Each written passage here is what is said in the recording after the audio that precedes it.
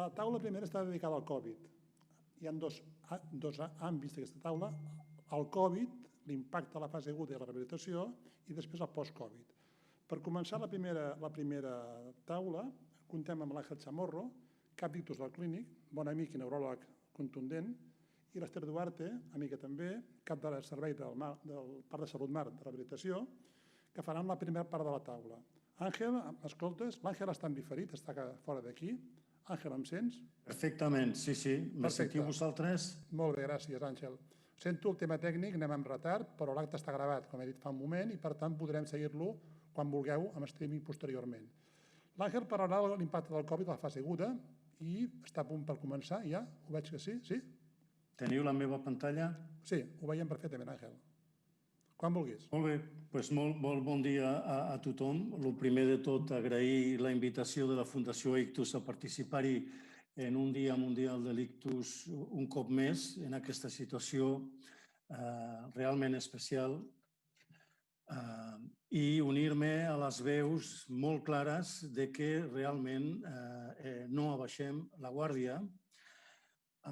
I durant els següents 15 minuts aproximadament descriuré una mica quin impacte ha tingut la Covid-19 en l'atenció aguda dels nostres pacients amb ictus. En la primera part me centraré en dades obtingudes a casa nostra, a l'Hospital Clínic. Faré èmfasi en dades molt acurades recollides de forma prospectiva a l'Hospital Clínic al llarg d'aquesta pandèmia. I en la segona meitat de la meva presentació faré una visió més panoràmica de què és el que ha passat en l'atenció aguda de l'ictus a tot el territori de Catalunya. Tots recordem el 15 de febrer d'enguany, del 2020, el primer Covid-19 va ingressar a l'Hospital Clínic, va ser el primer Covid diagnosticat a Catalunya. I el 28 de febrer, veient què estava passant, l'Hospital Clínic va iniciar el seu pla de contingència.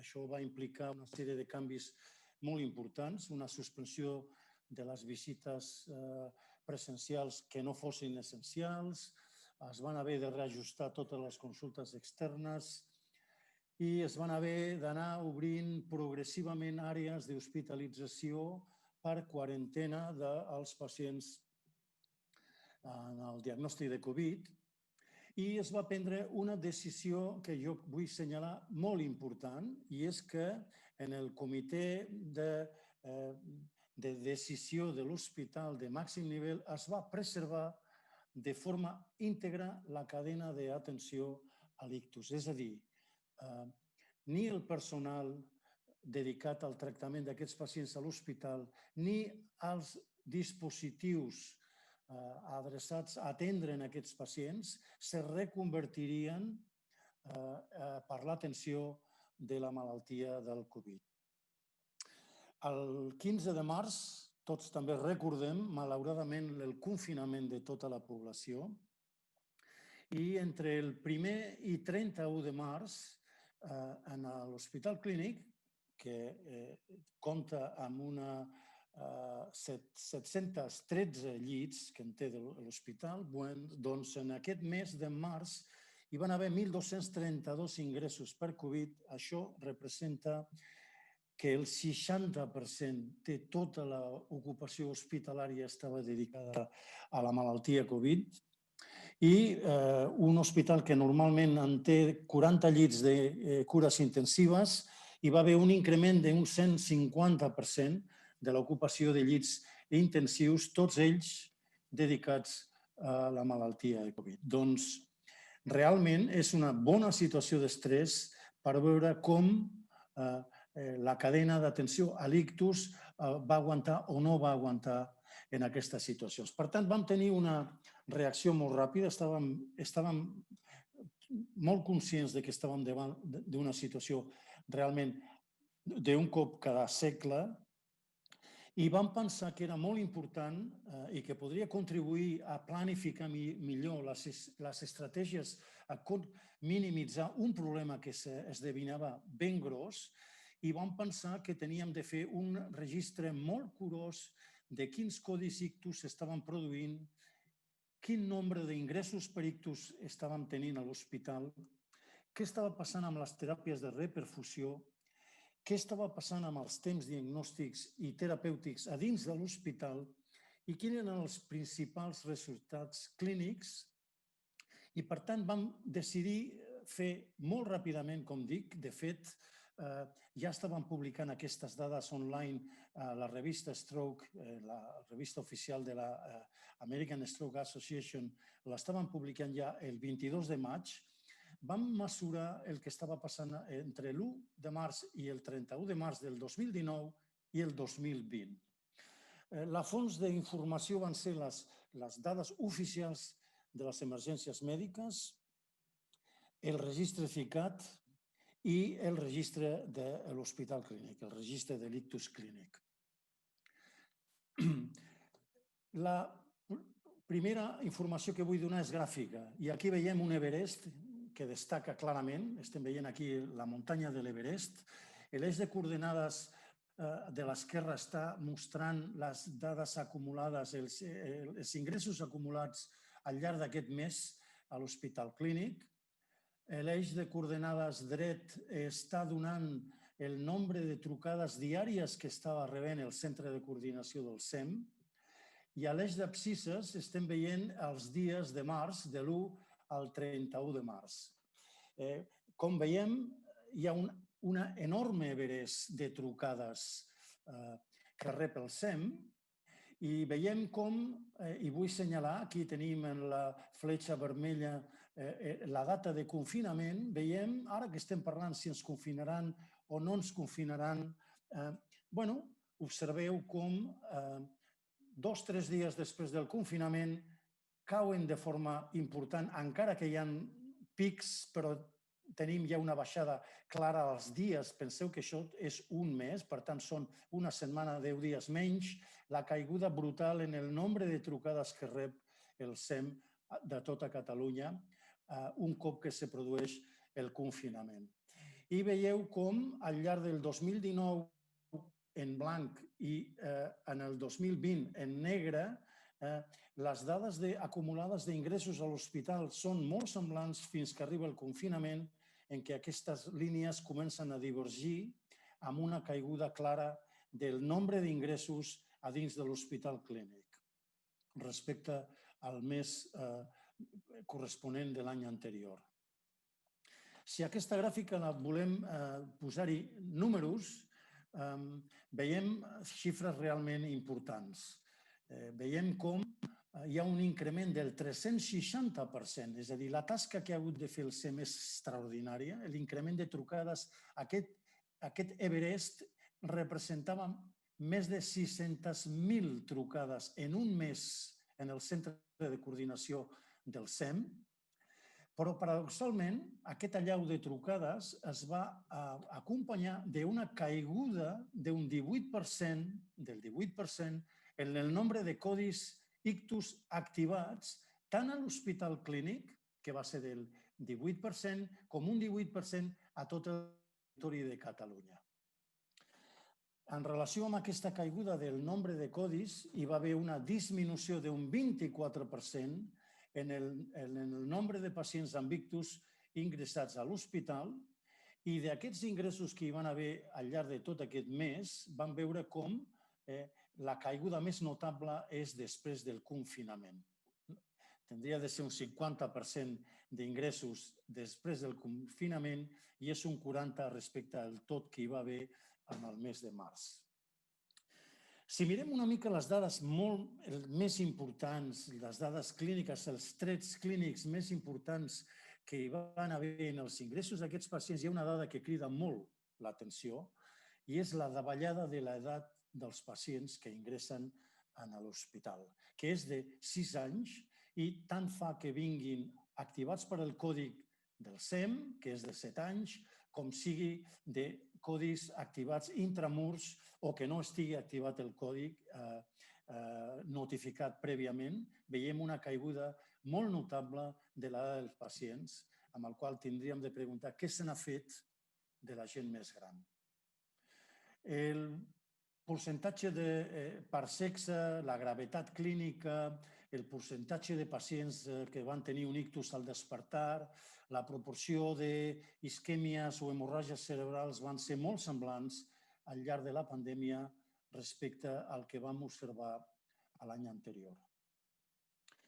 Amb aquestes dades de disminució del còdic no ens ha de sorprendre gens ni mica aquesta caiguda tan notable en el nombre de trombolisis intravenoses, que és un tractament fonamental per a aquests pacients, i el nombre de trombectomies mecàniques, que és un altre tractament fonamental per a aquests pacients, la caiguda va ser d'un 37% durant el mes de març en l'Hospital Clínic comparat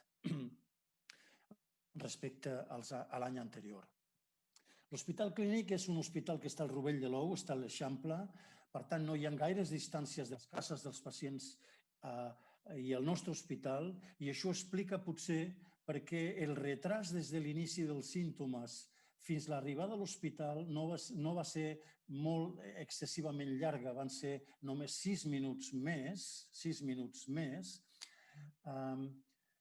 i la part més optimista que tinc de donar en aquesta presentació meva és que un cop que el pacient arriba a l'hospital, l'eficiència del sistema és exactament la mateixa que en situació de no pandèmia, i això és una cosa importantíssima que tenen de sentir els potencials usuaris de les nostres atencions.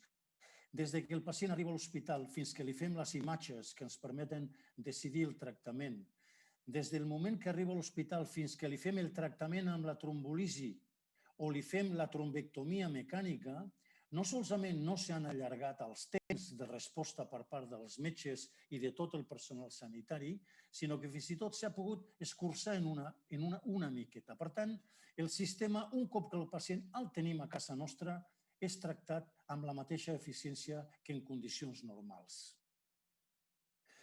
Però obrim una mica l'escòpia, sortim una mica de l'Hospital Clínic i entrem en tot el territori de Catalunya i anem a mirar una mica les dades, com comparen en tot el territori de Catalunya.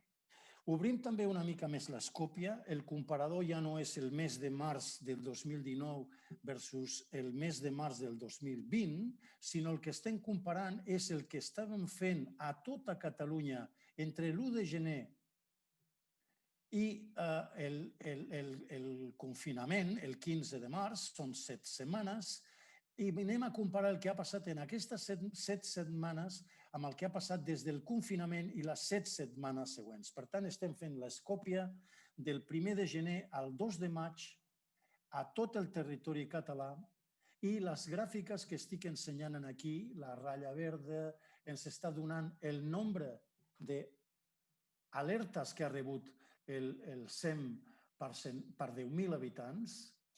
La ratlla groga ens està donant el nombre de Covid diagnosticats per 100.000 habitants. La ratlla vermella ens està donant el temps que va trigar el pacient en arribar als hospitals a rebre atenció mèdica des de l'inici dels símptomes, i la ratlla blava el temps des de l'inici dels símptomes fins que va rebre el tractament amb trombolisis. Veiem una dada que és la que és evident per la forma de la gràfica, que un cop que comencen a incrementar-se el diagnòstic de Covid al territori de Catalunya, se produeix un increment brutal del nombre de trucades al SEM, i això s'acompanya d'un increment cada vegada més progressiu del temps que triga l'hospital, d'arribar a l'hospital al pacient amb un ictus. Anem a centrar una mica l'atenció en el SEM, que és qui porta els nostres pacients a l'hospital i que ja hem vist quin és l'allau de trucades que rep. Doncs té un impacte. Té un impacte i, com podem veure, té un impacte en el temps que triga una persona quan truca al SEM per rebre atenció mèdica i explicar què li està passant. Hi ha un retras de 42 minuts fins que entra la seva trucada en el centre de coordinació. Hi ha 45 minuts de retras des que el pacient fa la trucada, des que té els símptomes, fins que rep l'assistència del SEM. I això se tradueix en un retras a tot el territori de Catalunya amb una estimació d'uns 35 minuts de mitjana d'arribar més tard a l'hospital a rebre el tractament, aquest que arriba, que ja hem dit abans que hi ha alguns que no arriben. Què se n'ha fet del teleictus? Aquí tenim representat els centres de teleictus, del qual se beneficia una part important de la població, sobretot tot allò que no és l'àrea metropolitana de Barcelona, i veiem com el teleictus rep un cop important. Hi ha una caiguda d'un 36% en el nombre d'activacions del teleictus. Això se tradueix en una caiguda de més de la meitat del nombre de trombolisis que reben els pacients en aquests territoris coberts per al teleictus. Hi ha un retras de l'inici del tractament de 17 minuts i hi ha una altra dada molt preocupant, i és que hi ha una caiguda superior al 50% en el nombre de pacients que des d'aquests centres primaris d'ictus són transferits a centres terciaris per poder plantejar-se un tractament amb trombectomia. Anem obrint encara més l'escòpia. Ja no estem parlant des del 1 de gener fins al 2 de maig, sinó que anem a mirar què està passant encara ara, fins al 20 d'octubre. Les dades que ens dona el CICAT ens indiquen que la pandèmia, els efectes que està tenint en l'activació del codi, continua actiu. Aquí tenim el que passava, quines eren les activacions del codi que tenia el SEM fins al confinament, i veiem com no acabem d'aixecar el cap i com fins i tot cada vegada el cap el tenim una mica més a baix en quant al nombre de codis que s'activen per al SEM a tot el territori de Catalunya.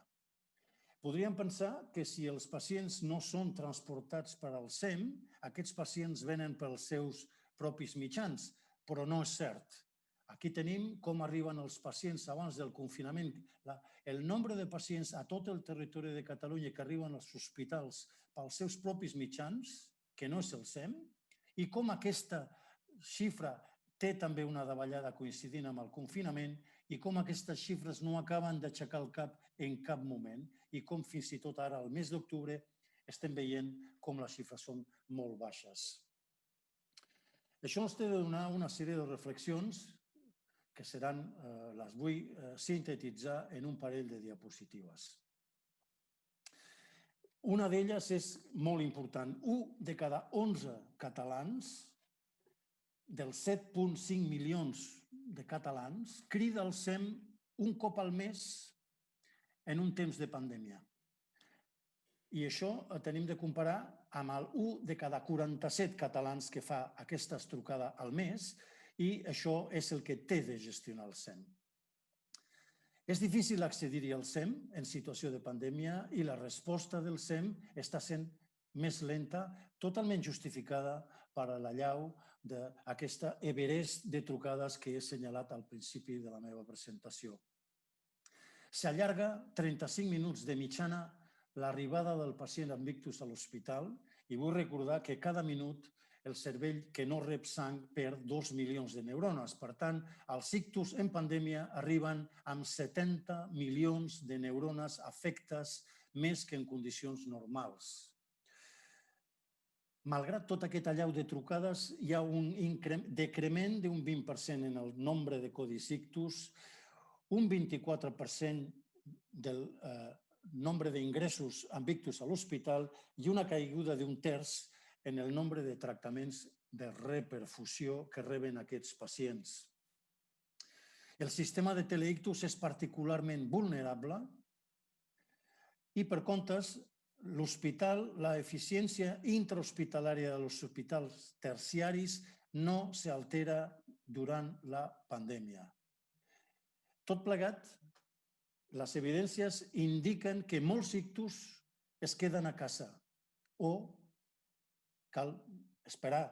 Si puguem analitzar dades específiques de la mortalitat, ja sabem que s'ha incrementat i és molt probable que molts pacients no truquen o es moren a casa. I podríem estar parlant d'aproximadament un 20%. Què podem fer, per tant, en temps de pandèmia? Com no només posar problemes, identificar problemes, sinó plantejar alguna mena de solució? Jo, aquí, en aquests moments, penso que és importantíssim i per això ho estic indicant en lletres majúscules que se té de reforçar el SEM. És importantíssim reforçar aquest coll d'ampolla.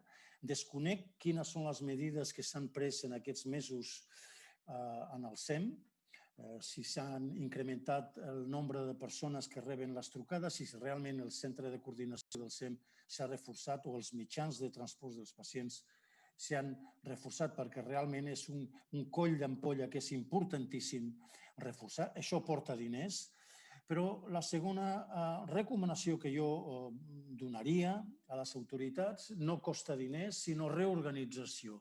Jo penso que en un temps de pandèmia, vista les dades, vista la situació de què està passant en els hospitals primaris, què està passant en els teleictus, què està passant en els hospitals terciaris, crec que tenim de tenir, juntament un altre cop amb el SEM, la flexibilitat de facilitar fluxes en què els pacients vinguin als hospitals on poden ser realment atesos.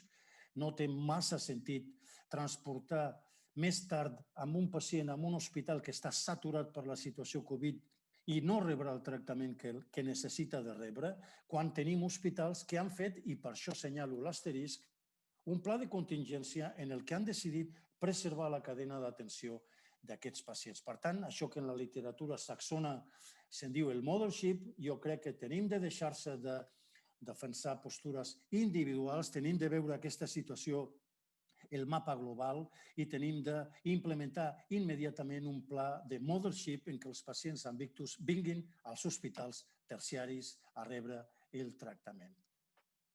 I finalment, una reflexió final.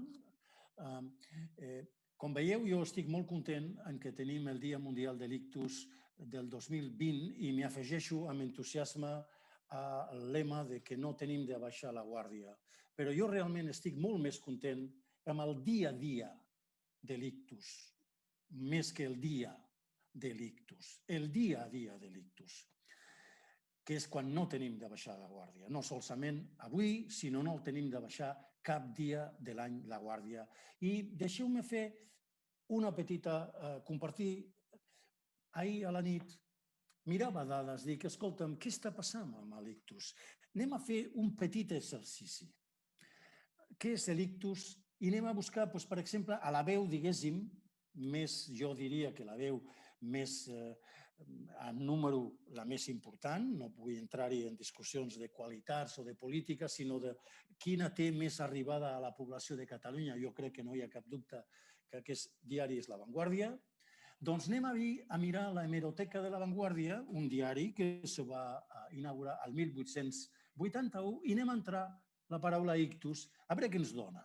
I el que ens dona és que des de 1881 La Vanguardia té 1.623 articles en el que es parla de l'ictus. Potser és l'ictus del comte tal o l'ictus de la marquesa tal, però parla de l'ictus. 1.623 vegades. Anem a comparar això amb altres entitats, a veure com sortim a la foto. Què passa si en lloc de dir ictus diem diabetes? Ja parlem, tenim 14.700 articles. Si diem Covid, que no comença en 1881, sinó que comença al febrer de 2020, ja en tenim 31.900 articles. Si parlem de càncer, parlem 91.300 vegades, i si parlem de sida, tenim quasi 1 milió d'entrades a La Vanguardia parlant de la sida. Per tant, un objectiu molt clar, i és que l'ictus té d'incrementar el seu prestigi en els mitjans de comunicació, que és una font de comunicació fonamental amb la ciutadania. Per tant, senyalo un altre punt en el qual crec que tenim de fer un esforç. Tot apunta en que aquesta és la segona ona, que estem a les portes o ben ple a la segona ona i no podem fer exactament el que hem fet a la primera. Tenim d'aprendre i jo crec que una de les lliçons importants és la coordinació. Ens tenim de coordinar, tenim mitjans, tenim un sistema fort, però el tenim de coordinar una miqueta més. Els hospitals terciaris tenim de coordinar-se més en el SEM i tenim de tenir la flexibilitat de poder implementar les mesures allà on són més eficaces. I crec que amb això incrementem les possibilitats de sortir-se tots i tractar a un més gran nombre de pacients. I amb això només me queda donar les gràcies a tothom. Doctor Chamorro, Àngel, com sempre, barreges l'amenitat amb el rigor científic. Moltes gràcies per la teva intervenció. No hi ha preguntes, tenim molt tard de temps. Anem a la segona part de la taula. Àngel, adéu-siau. L'Ester Duarte, cap de servei de la part de Salut Mar, parlarà de l'altra cara menys coneguda de l'impacte del Covid a l'ictus, la discapacitat i la rehabilitació. Quan vulguis, Ester. Gràcies, Miquel. L'impacte sobtat que va tenir la pandèmia ha afectat de manera clara, i ho estàvem veient, l'atenció dels pacients amb ictus, però l'ha afectat al llarg de tota la trajectòria d'atenció, també a la rehabilitació i a l'atenció del malalt crònic. La necessària i obligatòria disminució de l'activitat, del nombre de professionals i la necessitat d'implantar mesures estrictes de prevenció de l'epidèmia per protegir els pacients, a les famílies i als professionals hi van contribuir. Bé, l'anàlisi del que va passar en la primera onada hauria de servir-nos per planificar millor el que està passant en aquest ja claríssim segon rebrot i en els difícils mesos que ens venen per davant. Els aconteixements es van precipitar durant la segona setmana del mes de març, al final de la qual es va decretar l'estat d'alarma. Durant aquella setmana, a l'Hospital de l'Esperança, on tenim un programa de rehabilitació intensiva per als pacients aguts, doncs al llarg d'aquella setmana nosaltres ja havíem anat disminuint l'atenció ambulatòria, havíem suspès els tractaments en grup i havíem limitat els tractaments ambulatoris als ictus més aguts. Però durant aquella setmana, des del departament, des de la regió, des del Col·legi de Fisioterapeutes, es va determinar la suspensió de tota la rehabilitació ambulatòria i això va durar i es va perllongar durant 2 mesos ben bé, fins al 12 de maig. A més, a la unitat de rehabilitació neurològica els llits es van destinar a l'activitat Covid, es van reservar llits per l'activitat Covid. I no només els llits, sinó l'estaf de rehabilitació. Les 2 metges adjuntes de la unitat de rehabilitació neurològica es van destinar a plantes Covid i infinitat de fisioterapeutes. Vam haver de reforçar la UCI, totes les plantes d'hospitalització Covid. A mi mateixa em van desplaçar el dispositiu de suport a urgències i hospitalització i això va durar 1 mes i mig. Tot i això, vam organitzar 2 dispositius, un a l'espai poliesportiu Claró, on es van poder organitzar una unitat amb 36 llits i això va estar actiu fins al 27 d'abril, específicament en el que és la pista del poliesportiu, específicament destinada a poder fer rehabilitació amb els pacients, i ja en el període ja més final una unitat específica de rehabilitació Covid a l'Hospital de l'Esperança amb 18 llits i això es va perllongar fins al 27 d'abril. No només això afectava l'activitat del nostre hospital, la Societat Italiana de Rehabilitació Neurològica molt d'hora, al mes d'abril, ja recomana que s'ha d'anar al tanto, s'ha de aconseguir un equilibri entre la provisió de serveis i la reducció del risc de la infecció, donant prioritat a la reducció d'aquest risc, i recomana una sèrie de mesures de prevenció, però dona indicacions, com veieu en l'últim punt, per suspendre la rehabilitació tant domiciliària com ambulatòria com hospital de dia.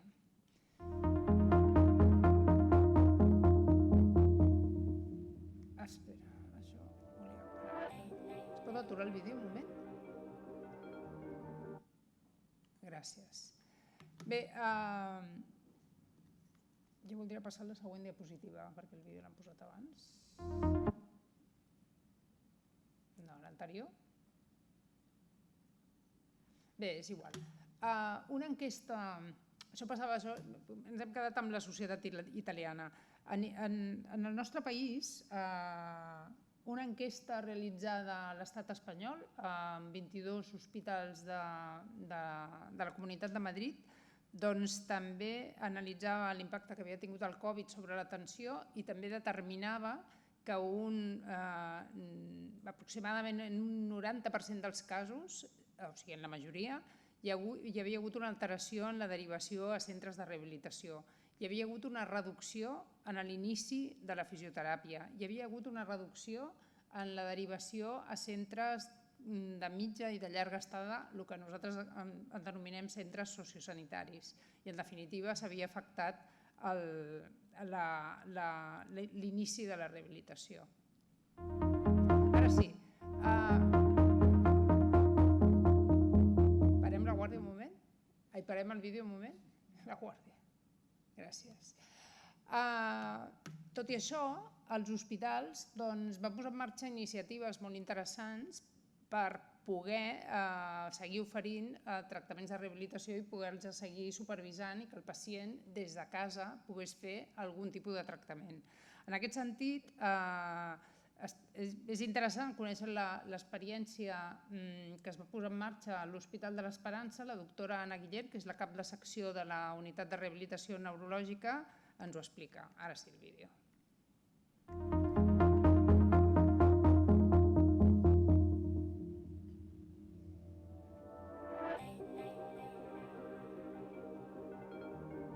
Doncs amb el confinament el que ens vam trobar és que de cop i volta tots els tractaments van quedar interromputs, no estàvem preparats per un tan important. Aleshores es van idear estratègies per intentar fer front a la nova situació que teníem al davant i això va comportar inicialment que un sistema de trucades, tant per part de l'equip mèdic com per part de l'equip de terapeutes, fisioterapeutes, terapeutes ocupacionals i logopedes, i després l'equip de fisioterapeutes va tenir una molt bona idea que va ser crear aquests vídeos de suport audiovisual perquè els pacients poguessin continuar la pauta d'exercicis i de manteniment en la línia en què s'havia començat aquí. Començarem amb l'extremitat superior movent les espatlles, fent cercles cap endarrere amb les dues espatlles, intentant anar al mateix ritme una espatlla que l'altra. Poquet a poquet, amunt, endarrere, avall, endavant. Després ens centrarem només en l'espatlla més afectada. Ho farem només amb aquesta. Molt bé, ho podem fer unes 10-15 vegades. Bé, no només als hospitals, sinó que també es van posar en marxa iniciatives interessants a nivell de rehabilitació comunitària. I en aquest sentit, la doctora Conxita Closa, la directora assistencial de la Corporació Fisiogestión, ens ho explica.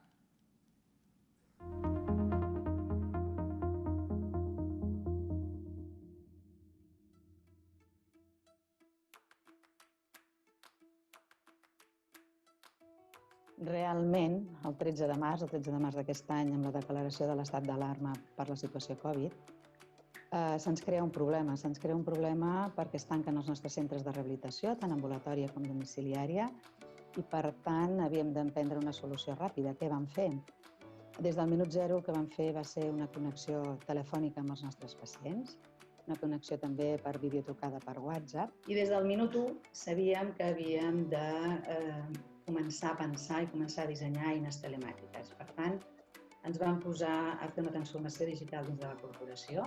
Això vol dir que vam integrar diferents plataformes d'estimulació neurocognitiva, d'estimulació pel llenguatge, d'exercicis i de reeducació de la marxa pels nostres pacients, i també es va integrar una plataforma de videoconsulta. Totes aquestes plataformes, aquest conjunt de plataformes, les tenim integrades dintre del sistema informàtic, dintre del nostre sistema informàtic que és el SAP, i per tant els nostres professionals, els fisios, els TEOs, els logopedes, contacten amb els nostres pacients i què aconseguim? Doncs aconseguim fer el mateix d'una forma diferent.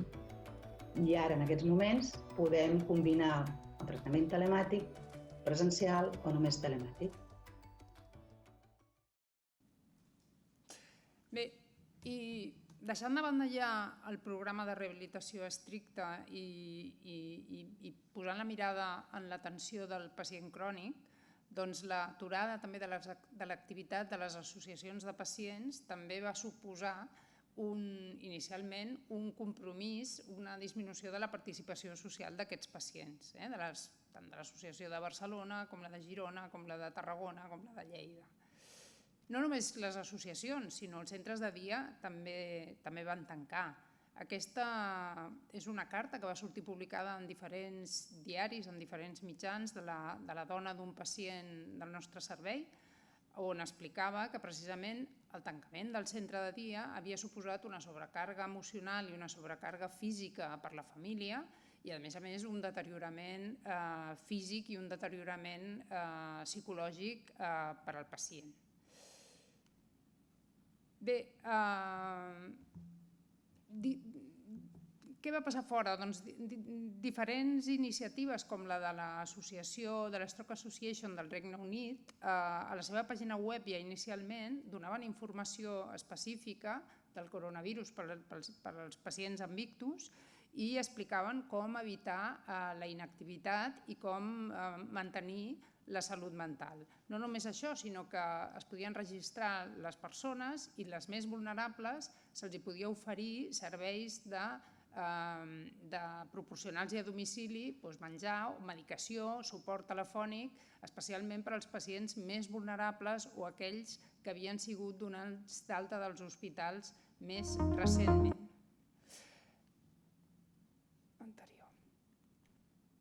Bé, i què van fer en el nostre territori? Doncs la Fundació de l'Ictus, a través del seu programa Abric, va adaptar també la seva atenció per la situació de la pandèmia i la Mercè Ayesta, de la Fundació Ictus, ens ho explica.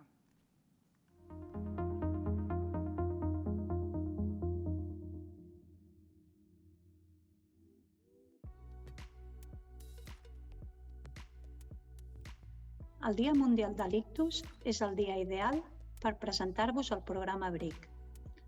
Des de la Fundació Ictus ens preguntem com se sent la persona que ha viscut un ictus i la seva família? Se senten soles. És per això que neix el programa Abric de la Fundació Ictus, amb el suport de les associacions de pacients d'ictus de Catalunya.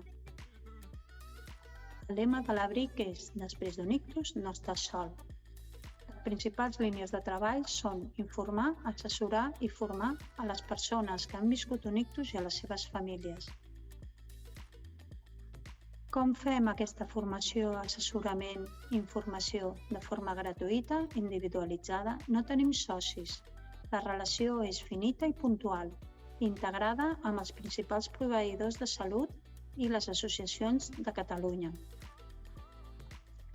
Informem a través de la nova pàgina web de la Fundació Ictus, on podeu trobar informació sobre la malaltia, la vida després d'un ictus, les seqüeles, els primers dies i un apartat específic per als professionals.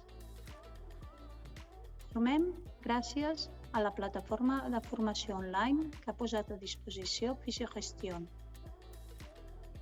Ja tenim disponibles 2 tallers, el taller Cuidar-se per cuidar i el taller Fes Kits, d'estimulació cognitiva.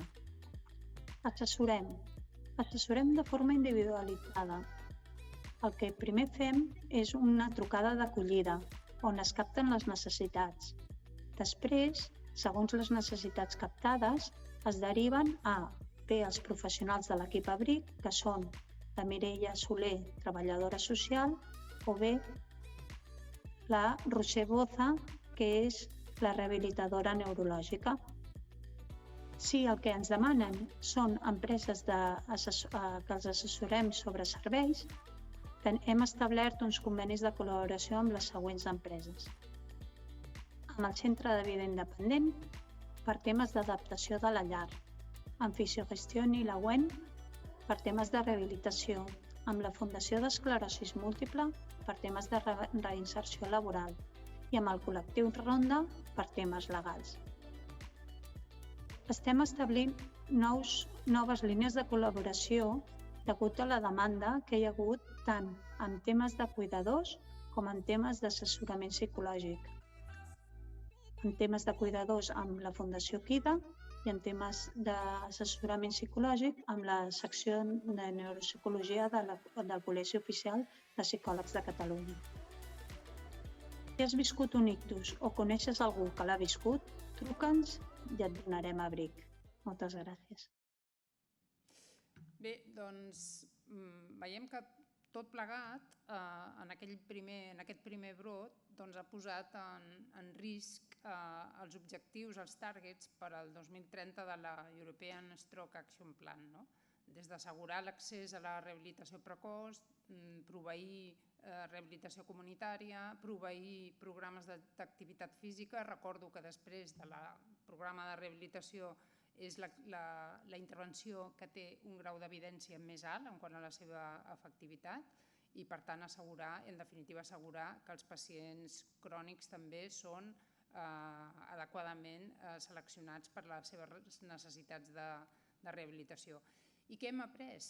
Com ens hem de reorganitzar davant d'aquest més que real rebrot? Doncs hem après a fer teletreball, hem après a fer visites virtuals, a fer visites telefòniques. Hem vist que moltes vegades ens eren útils i no calia que el pacient es desplacés contínuament als centres.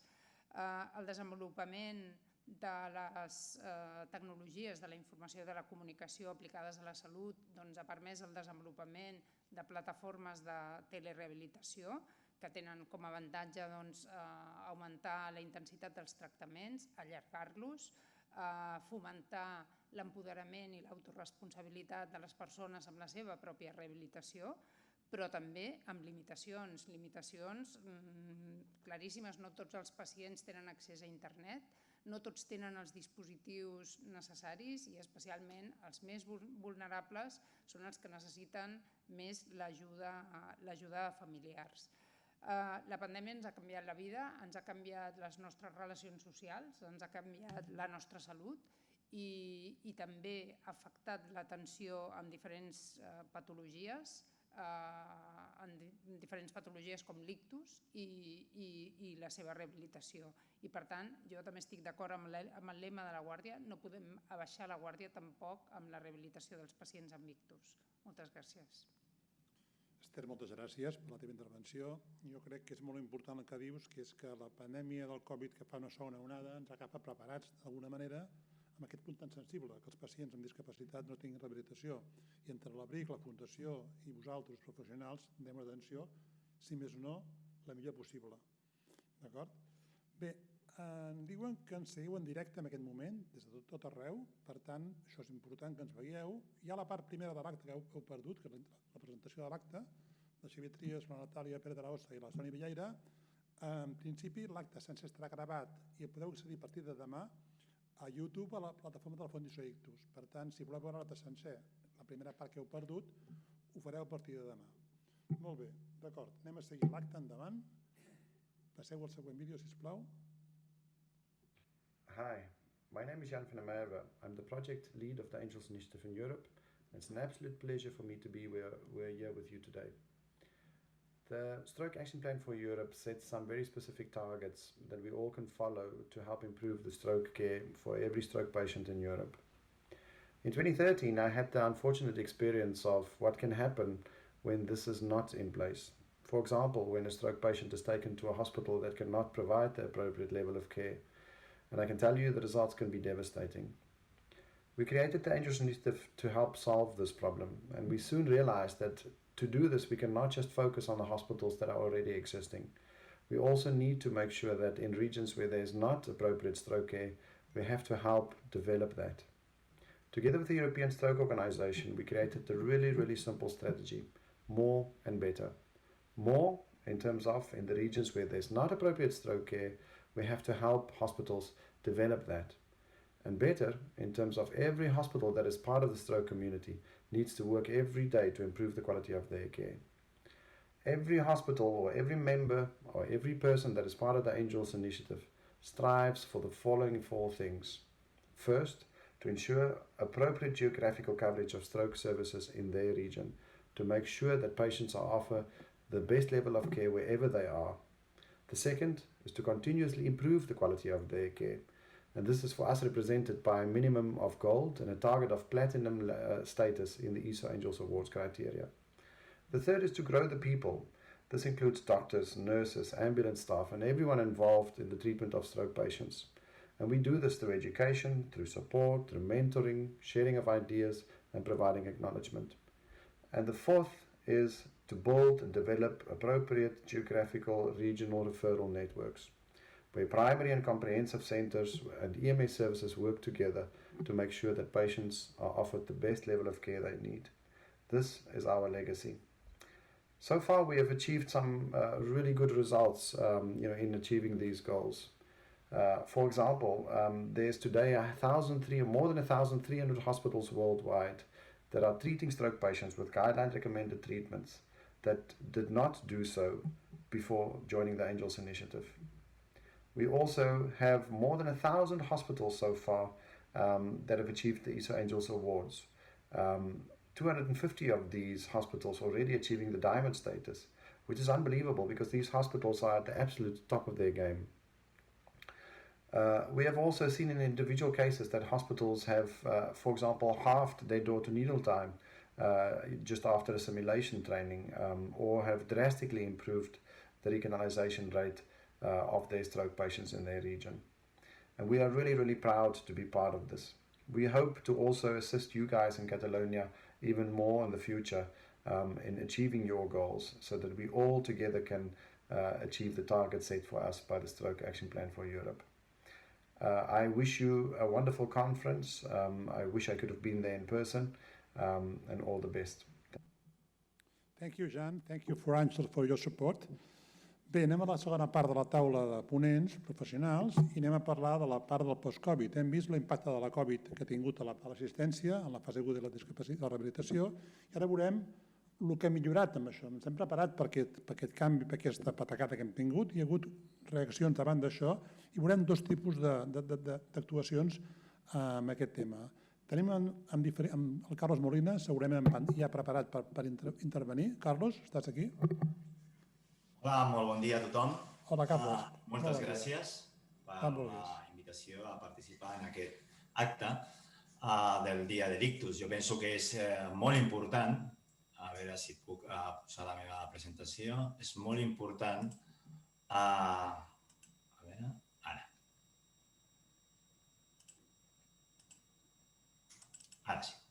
És molt important aquest tipus d'acte que en principi el que fan és ajudar no només a conscientitzar la població de la importància de l'impacte de l'ictus en la nostra societat, sinó a moure una mica totes les eines tecnològiques i les solucions que s'han anat desenvolupant els darrers anys i que han contribuït a la millora assistencial, una millora important de l'assistència, no només de l'ictus, sinó de tots els pacients.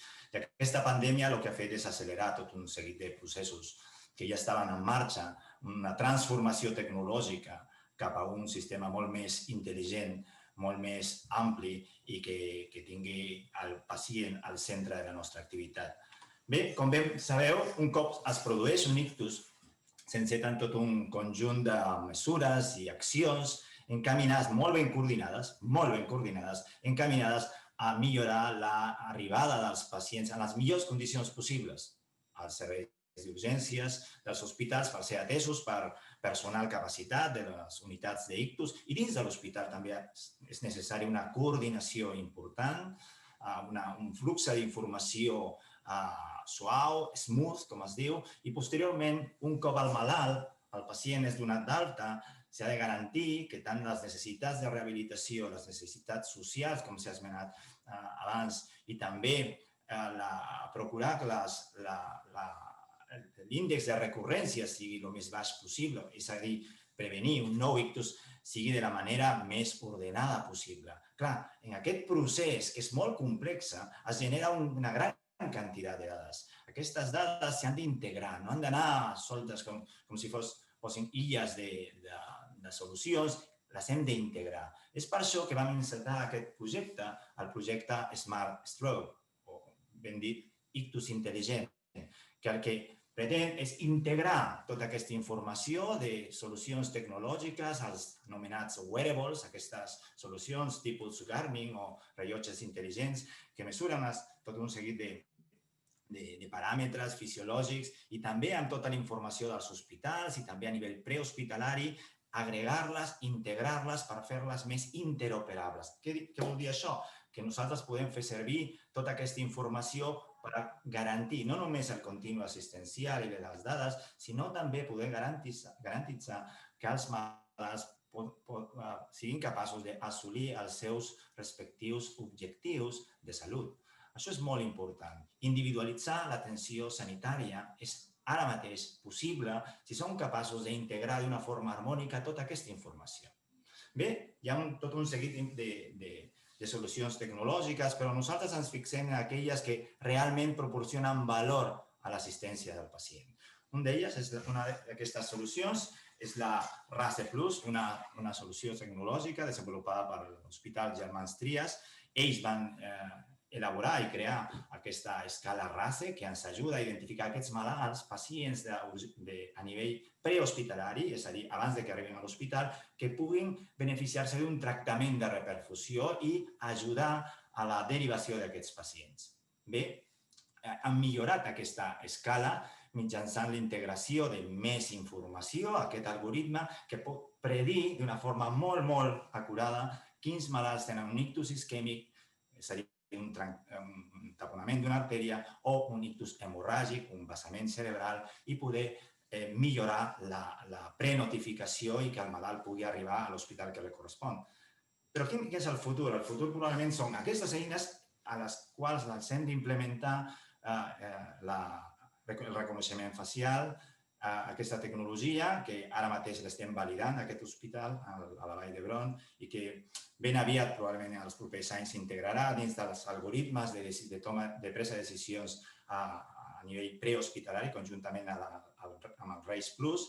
Es tracta de, per un algoritme d'intel·ligència artificial, es pot identificar per l'aspecte facial si el malalt té un ictus, i no només si té un ictus, sinó també quin tipus d'ictus té, si és isquèmic o bé hemorràgic, si té una oclusió intracranial que pugui ser candidat de tractament de reperfusió urgent i a quin hospital l'hem d'enviar.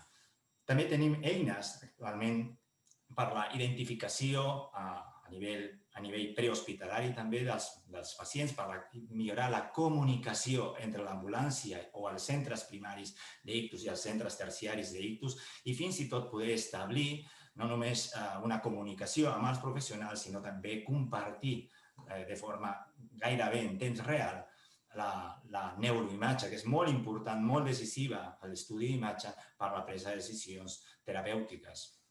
I un cop arriba a l'hospital el pacient, també tenim aquestes eines, com l'eina Join, que facilita la comunicació, és un xat on s'anonimitza tota la informació referent al pacient, es té molta cura de la protecció de dades, igualment la imatge es comparteix per tot l'equip i això accelera de forma exponencial la presa de decisions clíniques. Això ens fa més eficients i també podem comunicar abans dins del grup de professionals quina serà la decisió terapèutica i com les transferències dins de l'hospital siguin les més adients, especialment en aquest moment de pandèmia en què hem de dicotomitzar malalts Covid dels no Covid.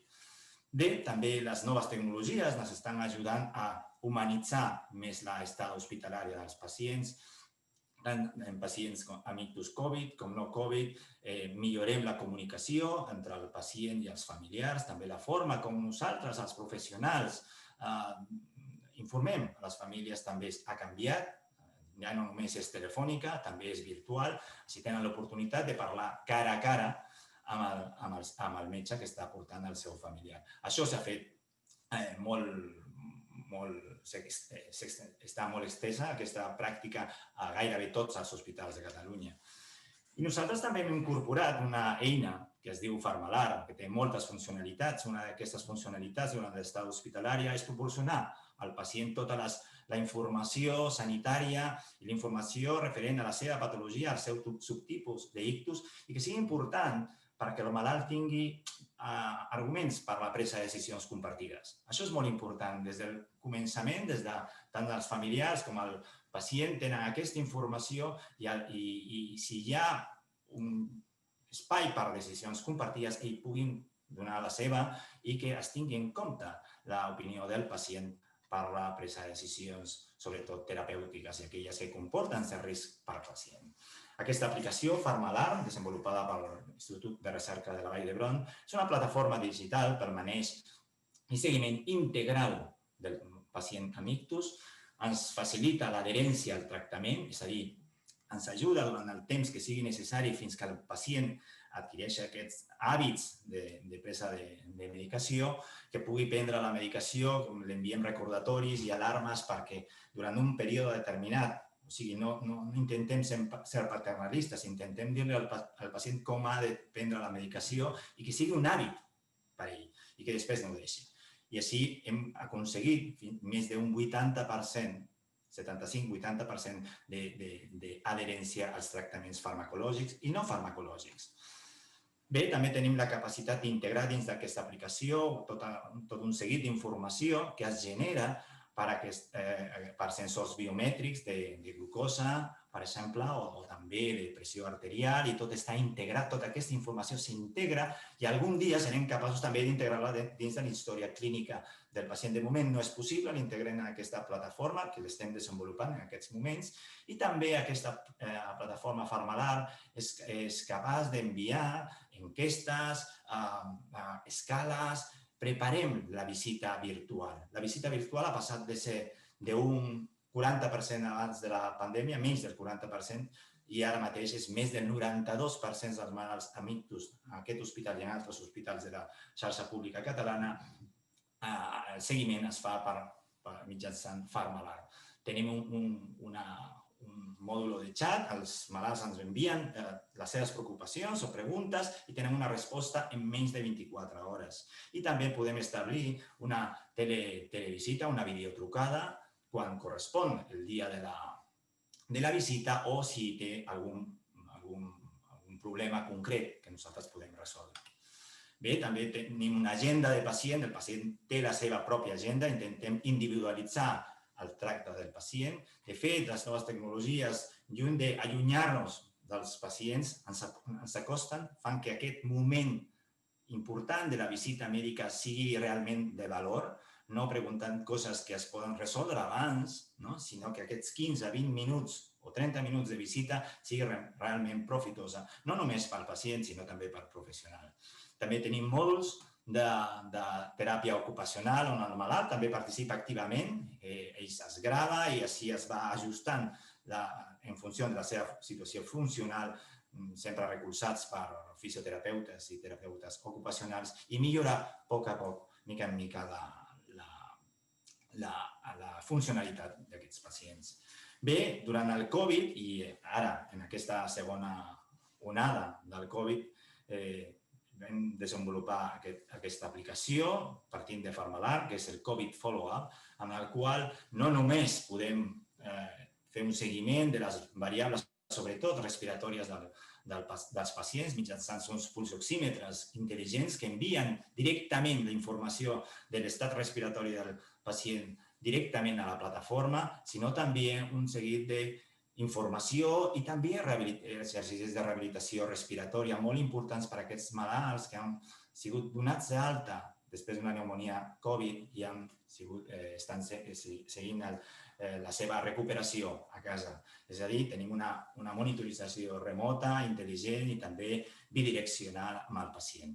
I finalment, aquest sistema PharmaAlarm ens permet desenvolupar genera aquest tipus d'informe clínic que s'envia no només als neuròlegs, sinó també als metges d'atenció primària, on es té en compte com ha anat la pressió arterial, la monitorització de la glucosa, el control en general dels factors de risc cardiovascular i també els pronòstics funcionals, tenint en compte també aquells que reporten als pacients, és a dir, els PROMs i els PREMs. Bé, finalment, el que volem és fer una aproximació integral i racional de lo que seria la prevenció secundària de l'ictus, és a dir, com podem prevenir millor un nou ictus més enllà de només prendre la medicació. Hem d'assolir els objectius de la prevenció farmacològica i no farmacològica, és a dir, no només fixar-nos en l'aterosclerosi, la diabetes, l'hipertensió, la detecció d'arrítmies, sinó també en l'activitat física, la dieta, l'educació sanitària i, com s'ha dit abans amb el projecte ABRIC, l'acompanyament del pacient. I això és tot i moltes gràcies. Molt linda, moltes gràcies. En directe, que heu fet, molt agraït. Anem a acabar la taula de professionals amb una quarta visió d'un clínic. Hem vist 3 clínics, però hi ha una persona, la Natàlia Pérez de la Ossa, que és clínica activa a Germans Trias i Pujol, però a la vegada porta el pla director. I ens farà una visió de perspectiva de futur del pla director de l'ictus a Catalunya. Natàlia, quan vulguis. Gràcies, Miquel. Bé, doncs sí, a mi m'agradaria ara parlar del pla director en general, de com estem organitzats en la xarxa d'atenció a l'ictus, oblidar-nos una estona del Covid, seran 10 minuts, 15 minuts, però centrar-nos en altres coses. Avui és un dia de moltes notícies, tindrem noves normatives, però parlem ara d'una altra cosa que existia abans del Covid i que continuarà existint, que és el pla director d'ictus. Només per fer una visió global, jo diria que els objectius d'un pla director en concret de l'ictus, en primer lloc és, juntament amb el Departament de Salut i el CatSalut, planificar i implementar sistemes d'atenció sanitària que siguin basats en l'evidència científica, que siguin equitatius per tot el territori i que siguin eficaços. En segon lloc, un punt molt important és avaluar el funcionament d'aquests sistemes, recollir dades, analitzar els resultats per tal de poder anar implementant accions de millora. En tercer lloc, crec que un pla director o qualsevol àmbit de l'atenció sanitària necessita una cohesió de la xarxa de professionals que estan implicats, un treball en equip, capacitar aquests professionals i oferir-los eines perquè la seva feina es pugui fer d'una forma més àgil, més segura pels pacients i eficaç. I un altre punt important també que des del Pla Director d'Ictus també potenciem molt és el suport a la recerca, la creació de registres, el suport en assajos clínics i avançar en el coneixement. Dit això, després d'aquest marc general del que és el Pla Director, m'agradaria explicar amb més detall algunes de les accions que s'estan fent, presentar-vos també algunes novetats i per fer això he demanat la col·laboració de diferents professionals des dels seus llocs de treball que ens ho explicaran. En primer lloc, un dels punts més importants és l'organització en l'atenció de l'ictus agut a les primeres hores, l'atenció en fase aguda. Aquí participa, evidentment, el SEM i tots els hospitals que reben els pacients amb ictus i ofereixen aquest tractament en fase aguda. Actualment a Catalunya són 28 hospitals de diferents nivells que poden oferir tractament i és molt important que treballem coordinats amb el SEM i entre els hospitals per tal que tota la població tingui el mateix accés. Però ho veiem en el primer vídeo, sisplau. Perfecte.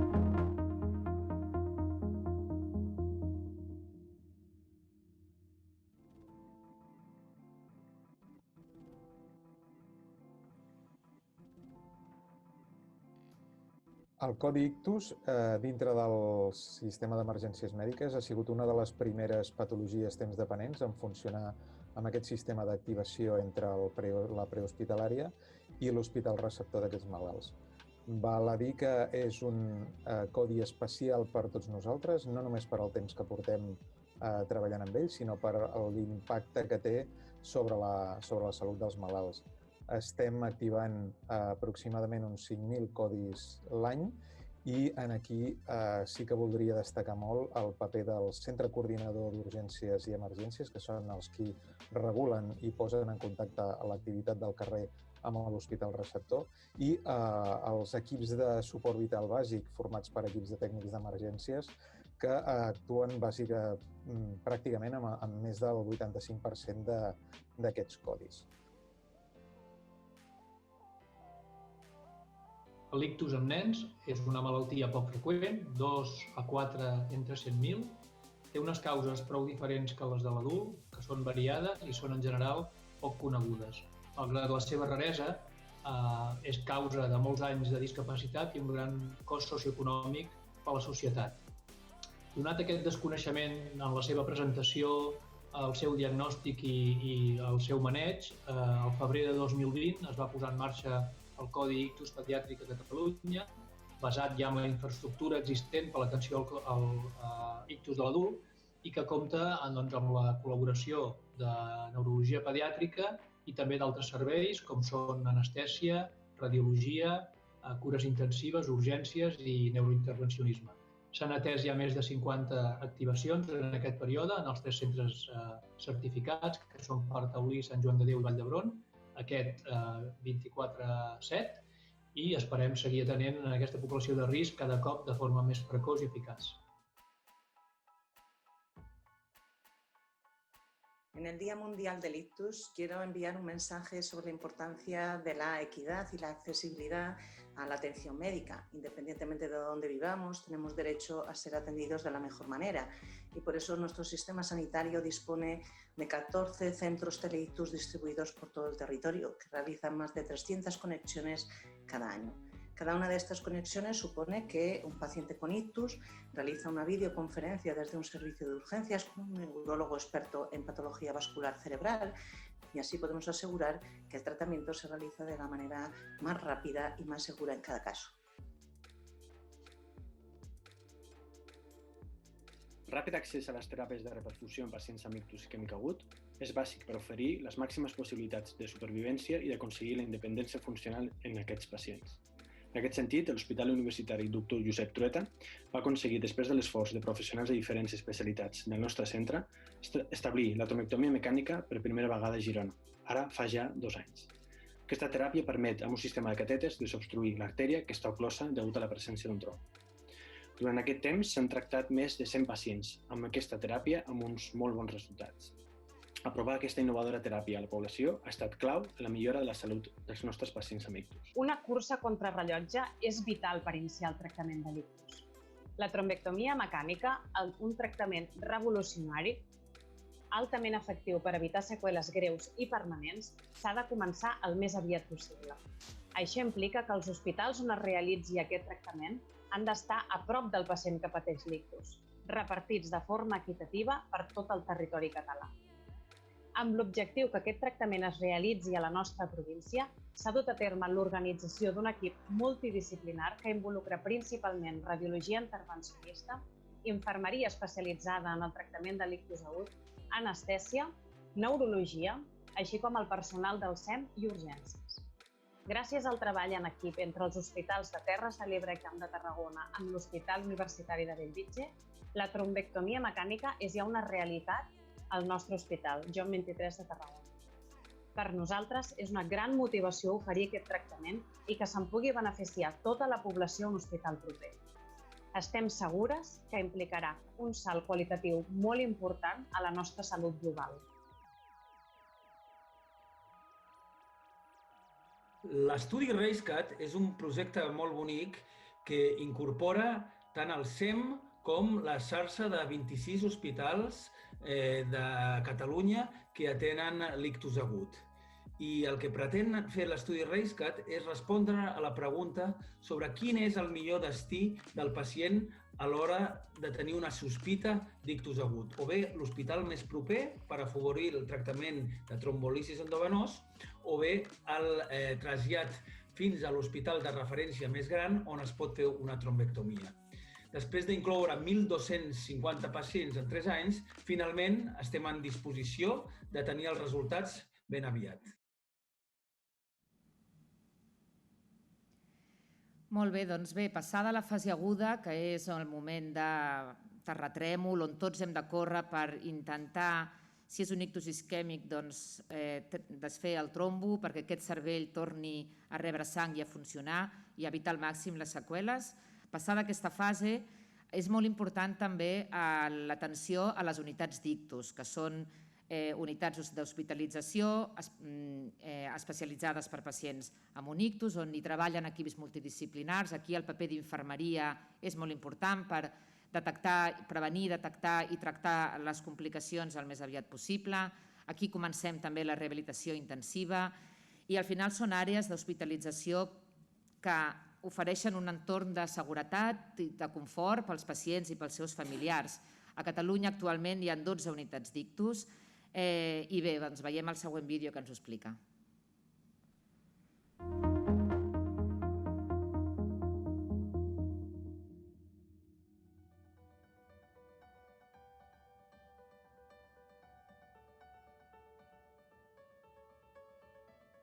Les unitats d'ictus, com sabeu, és el lloc ideal a l'hora d'ingressar un pacient amb un ictus. És un lloc on tenim cura dels pacients, on establim els diagnòstics, els tractaments, on no solament s'encarrega el metge, el neuròleg, del cuidado d'aquest pacient, sinó, òbviament, la infermeria, les auxiliars. És un treball multidisciplinari de molts professionals, on tenim uns protocols ben estandarditzats i estructurats, on cadascú sabem el que ha de fer, les seves tasques i què s'ha de fer en cas de complicacions. A més, les unitats d'ictus és el lloc idoni on es pot fer investigació, recerca, assajos clínics, com el darrer any, on hem pogut tastar un tractament, un diagnòstic de l'arrítmia, la fibrilació auricular. Com sabeu, és una arrítmia oculta en el qual és un pacient que l'ESDB o la té pot causar ictus, no el primer, sinó repetits.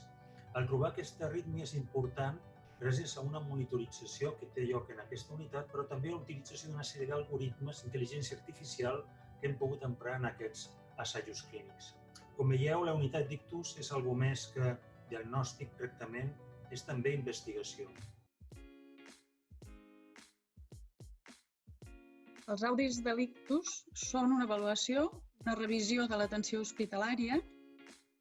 L'objectiu principal d'aquests audits és la millora i el manteniment de la qualitat assistencial.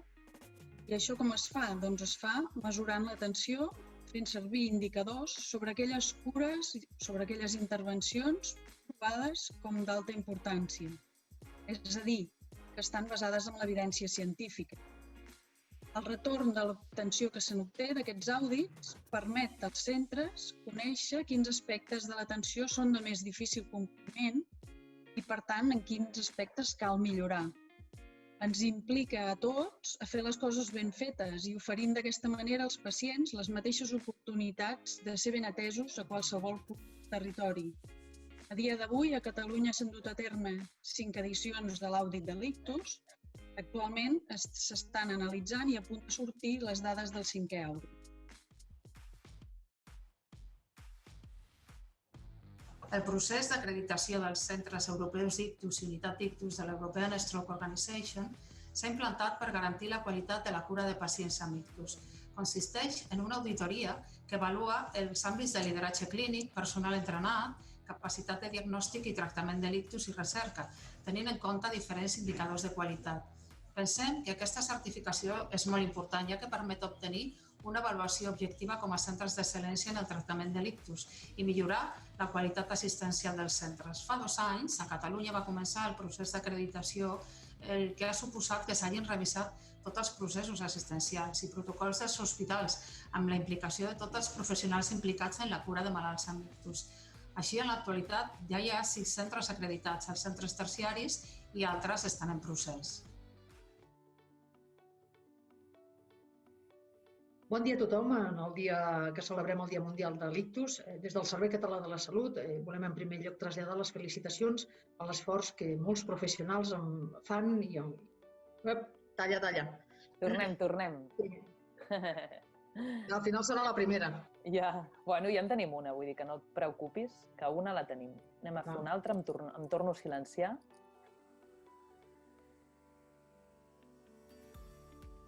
Bon dia a tothom. En el dia que celebrem el Dia Mundial de l'Ictus, Des del Servei Català de la Salut volem en primer lloc traslladar les felicitacions a l'esforç que molts professionals fan per fer possible obtenir els resultats excel·lents que actualment tenim amb l'atenció a l'ictus.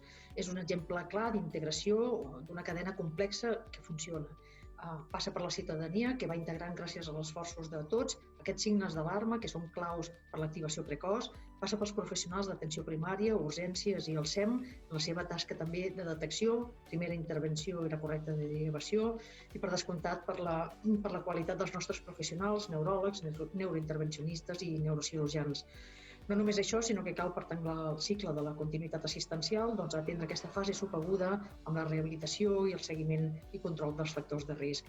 Sens dubte, també volem des del CatSalut felicitar el Pla Director de Malalties Cerebrovasculars, a tots els seus col·laboradors, a la seva actual directora, la doctora Natàlia Pérez de la Osa, per la seva tasca d'integració i el constant esforç per traslladar la veu experta al Servei Català de la Salut.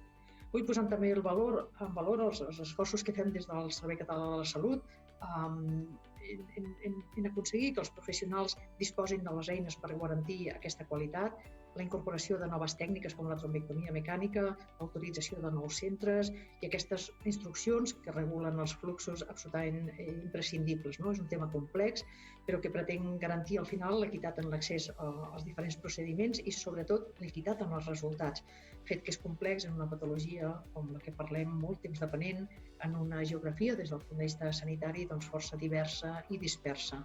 Des del CatSalut esperem poder fer front als nous reptes i avenços en l'atenció a aquesta patologia prevalent i discapacitant amb l'objectiu que compartim de millorar la qualitat en l'assistència a l'ictus. Moltes gràcies a tots. Bé, com veieu, hi ha molts professionals implicats al llarg de tota la cadena assistencial. I finalment, l'últim vídeo el que vol mostrar és la importància també de recollir les dades per tal de conèixer com estem, com ho estem fent a nivell local, a nivell global i poder millorar allà on veiem que l'atenció no s'està fent de forma òptima o està costant aconseguir alguns indicadors i per tal de fer accions de millora. Aquestes dades també ens permeten fer recerca, com dèiem. Catalunya és un territori modèlic en aquest sentit, amb professionals molt implicats, des del qual ha sortit molta recerca i amb alt impacte pel que fa a l'ictus. Veiem l'últim vídeo, sisplau.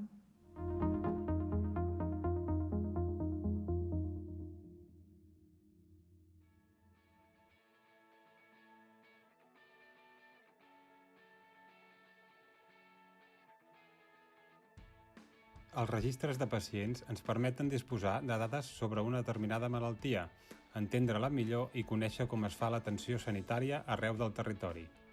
El registre CICAT recull tots els pacients amb ictus en els que s'activa el codi ictus. Està en funcionament des de fa 5 anys i recull dades dels 28 hospitals receptors de codi ictus i es lliguen amb dades del SEM amb més de 6.000 casos registrats cada any. Des del Pla Director es treballa per analitzar i processar aquestes dades, que es mostren en un informe online que s'actualitza setmanalment i que tothom pot consultar a la web de l'Agència d'Avaluació i Qualitat. D'aquesta manera podem veure de forma continuada els resultats de l'atenció als pacients amb ictus, comparar-ho amb els anys anteriors, veure els resultats per regions sanitàries o per hospitals. Aquesta anàlisi continuat és molt positiu, ja que ens permet identificar punts de millora, serveix de motivació per mantenir la qualitat assistencial i és una font de dades molt valuosa per a la recerca clínica. Bé, a Catalunya la cultura de l'avaluació jo penso que està força ben instal·lada, amb variació entre diferents àmbits assistencials, però almenys pel que fa a la disciplina de la neurologia vascular i el món de l'ictus, aquest és un tema que hem treballat des de l'any 2006. El fet de basar qualsevol avaluació en dades de qualitat és imprescindible per poder després aplicar les correccions necessàries per millorar tot allò que és millorable.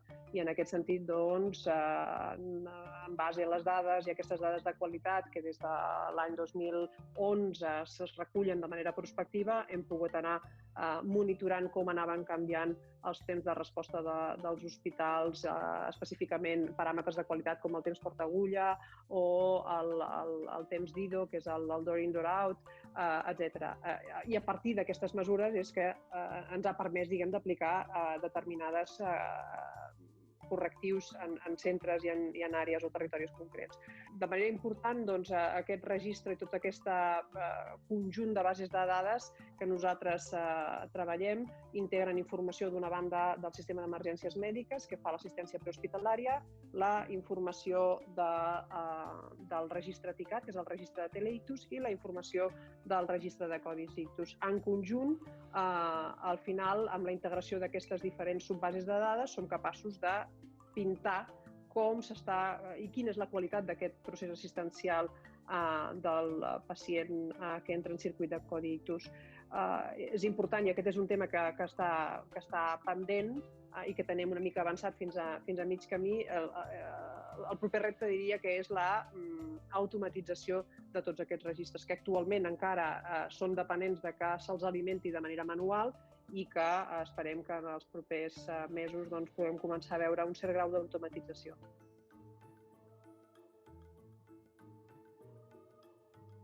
Des de l'oficina de seguiment, el que fem és, mitjançant una trucada telefònica, avaluar la situació clínica dels pacients als 3 mesos d'haver patit l'ictus. L'objectiu d'això és obtenir informació important sobre la malaltia, les seves seqüeles i, a més, poder avaluar la qualitat assistencial. Aquest registre penso que és molt important, el registre d'hemorràgies intracerebrals que estem fent a Catalunya, perquè no oblidem que l'ictus, a més dels ictus isquèmics, dels que tothom és més o menys coneixedor, tenim un 20% d'ictus que són hemorràgics, i aquests malalts tenen causes diferents i tenen conseqüències també d'elevada mortalitat i discapacitat en els que sobreviuen a aquesta hemorràgia, i per tant aquest registre que ens farà és que entre tots els hospitals de Catalunya que veuen aquest tipus de pacients farem un registre, sabem totes les dades, sabrem quins circuits segueixen, sabem on s'atenen, sabem quins resultats clínics tenim amb aquests tractaments, i per tant serà un bon punt de partida per tornar a començar una revolució en aquest camp, veure què hem de fer amb aquests pacients, què podem oferir-li actualment com a tractament, i calculem que en uns 2 anys tindrem dades sobre més de 3.000 pacients, i això et permetrà d'alguna manera tenir un punt de partida a partir del qual poder començar nous projectes i nous tractaments en aquests pacients. Us volia parlar de l'hemorràgia supraaracnoidal. Com sabeu, és un subtipus menys freqüent d'ictus que l'ictus isquèmic, suposa al voltant del 5% del total dels ictus, però és una patologia important perquè afecta a persones més joves que l'ictus isquèmic, i això té un impacte social i econòmic i també psicològic a la vida d'aquests pacients. Hem engegat i estem molt contents un registre català prospectiu d'hemorràgia supraaracnoidal en el que participen els principals centres de Catalunya que participen de la Gran Guàrdia. Aquest registre serà molt important perquè ens permetrà obtenir dades reals de la casuística del nostre territori i perquè tenim estudis anidats que ens permetran reforçar els llaços amb els hospitals catalans pel que fa a la recerca d'aquesta patologia.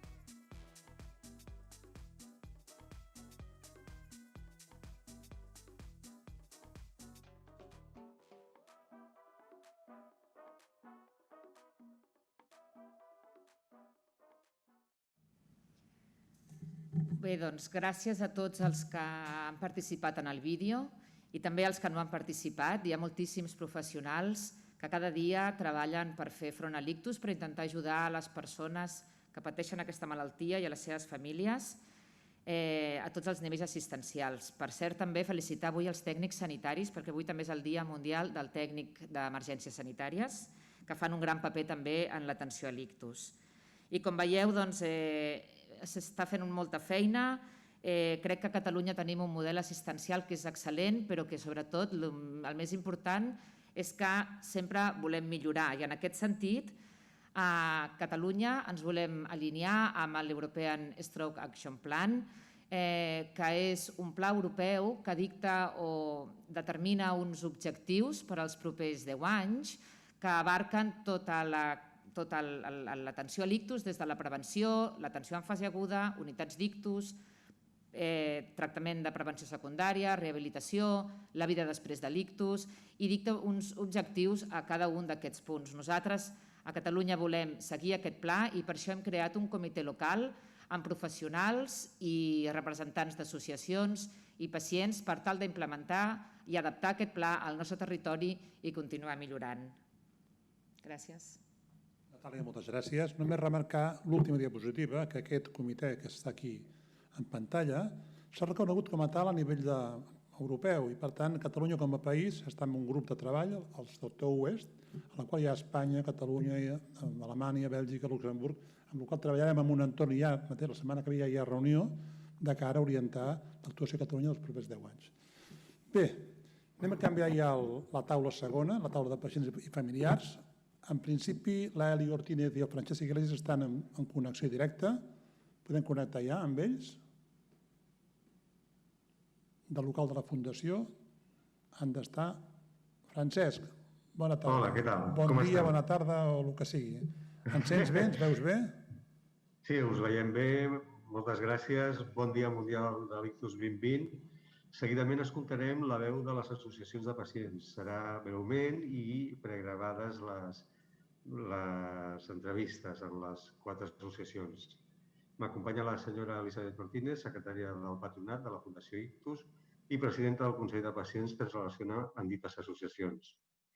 Només, com a professional de la salut i pacient implicat en l'associacionisme, voldria insistir en 2 conceptes per no abaixar la guàrdia, tal com diu el lema de l'acte d'avui. Mantinguem la centralitat en el pacient per donar valor a la nostra tasca i, a més de pensar en el pacient, pensem com els pacients. Això ens ajudarà a millorar contínuament. Moltes gràcies i seguidament veurem les càpsules informatives de les associacions. Fins ara.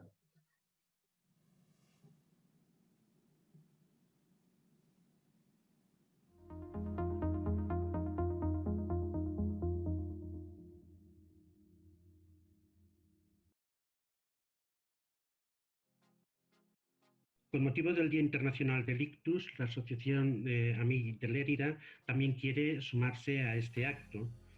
Este acto que, debido a las circunstancias particulares del COVID, no es como nos hubiera gustado que fuese a todos, pero sin embargo nos tenemos que ir adaptando.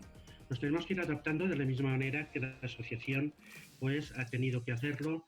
En principio se vio la necesidad de tener que suprimir todas las actividades, pero a partir del mes de mayo pues ya fuimos entrando otra vez en contacto con la rehabilitación que ofrece la asociación, la rehabilitación tanto de fisioterapia como de logopedia. Continuamos con los grupos de WhatsApp que se habían iniciado al principio de la pandemia para mantener un contacto con los socios y poder pasarlo lo mejor posible.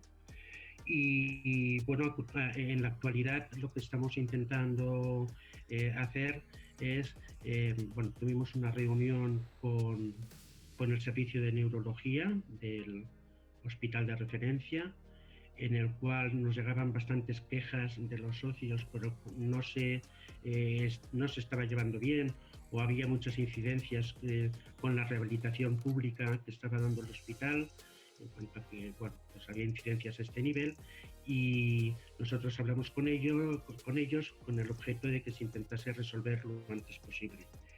En la actualidad también estamos montando unos grupos de 6 personas para enseñar a los socios a trabajar con el Zoom. Esto nos permitirá volver a lanzar actividades de la asociación que de otra manera no era posible. Pero lo que sí que hemos visto es que había muy pocos socios que estuviesen acostumbrados a trabajar por estos medios. Entonces, esto se está lanzando, me imagino que en un par de semanas el asunto ya se podrá iniciar algunos talleres y bueno, en principio esto es lo que se está haciendo. Un cordial saludo para todos y espero podernos ver presencialmente todos juntos. Fa un any vam celebrar el Dia Mundial de l'Ictus a Lleida. Rehabilitar per continuar vivint, on les associacions de Catalunya de l'Ictus vam llegir un manifest centrat en 2 punts. Un, el cervell és un òrgan viu amb una capacitat regenerativa infinita. I 2, les persones que hem viscut un ictus som algú. I en acabar, demanàvem a les administracions millores per la rehabilitació, la socialització i la inserció, i per l'ictus infantil i per les famílies.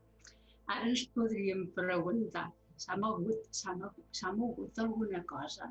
Les administracions han fet alguna cosa? I nosaltres ens hem mogut. A les associacions segur que ens hem mogut. El que passa que ara, amb el coronavirus, tothom, tant les administracions com nosaltres, estem una miqueta perduts i desorientats. A l'Associació de Barcelona, a la CIP, treballem l'acolliment des de l'atenció inicial i des dels camps. I treballem l'acceptació amb els tallers i les sortides, on la força de l'amistat que sorgeix entre els socis ens empeny a tirar endavant. I treballem l'acompanyament. La CIP és un valor vitalici, ens trobarà sempre quan ens necessites. I treballem la inserció social, que ens permet tornar-nos a sentir útils. I és que les persones amb ictus volem un espai a la nostra societat perquè som útils. Tenim capacitats diferents. Tenim una manera pròpia de mirar, d'escoltar, de processar, d'elaborar el pensament. Ens expressem corporalment i verbalment d'una altra manera. Amb uns tempos diferents als teus. Anem molt a poc. Però en el tema de l'ictus i de la vida interior, si ens deixeu espai, podem ser uns grans mestres per la nostra societat. Metges, recuperadors, investigadors, organitzadors i persones amb ictus de Catalunya. Hem de treballar junts, però realment junts, de veritat, des del fons. Som un gran puzzle amb moltes peces. No n'hi ha ni una de repetida. Cada peça té el seu lloc a jugar i cap és més important que una altra. Cadascú pot fer molt bé la seva feina, però si no aprenem a jugar, estem construint un país ple de pedaços. I ànimes tocades per l'ictus. Felicitats. Avui és el nostre dia. Recordem sempre que som algú i que tenim una missió que va més enllà del sofà de casa i que tenim un cos, un cervell i una ànima preciosos que els hem de cuidar, estimular i estimar. I volia acabar dient que aviam si aviat no necessitem un dia mundial de l'ictus, però és que he trobat que també hi ha dies mundials dels mandrosos i de la felicitat i de les patates fregides. Llavors penso que ja està bé, que nosaltres volem seguir celebrant que tenim un ictus.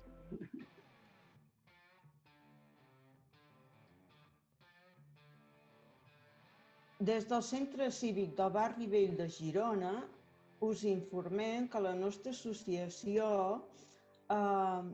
s'adreça principalment a la gent que ha tingut un ictus i que ja ha fet les rehabilitacions.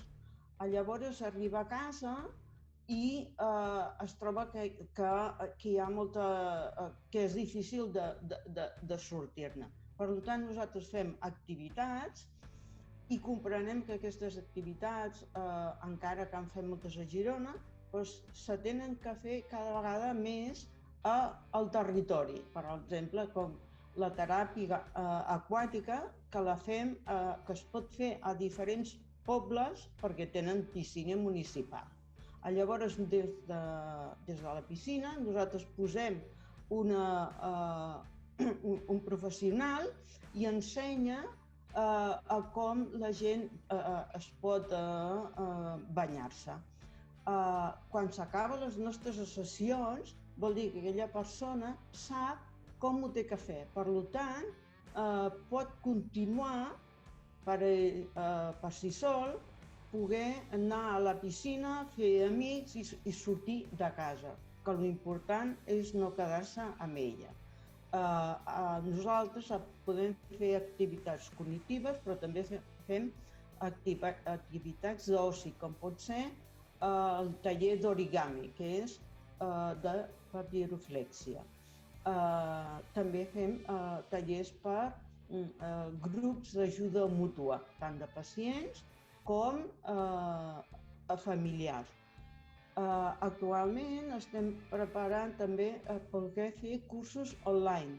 Per exemple, el primer que podem fer és facilitar la formació perquè es puguin fer cursos, per exemple, de cuidadors o de logopedes. Per tot això nosaltres estem oferint des del Centre Cívic de Girona, però oberts i ho comprenem que ho tenim que fer acostant-se a la persona que ha patit un ictus. Des de l'associació Sobreviure a l'Ictus de Tarragona us volem explicar que la nostra missió bàsicament és poder crear una xarxa de pacients, familiars i cuidadors de pacients d'ictus, o millor dit, de post-ictus, perquè és el que realment és el que ens uneix a tots, i així poder compartir. I què hem de compartir? Doncs hem de compartir experiències, perquè pensem que el fet de compartir les experiències és el que ens fa grans i el que ens dona poder. Poder a nosaltres per ajudar-nos, per autoajudar-nos, que és al final és la nostra finalitat.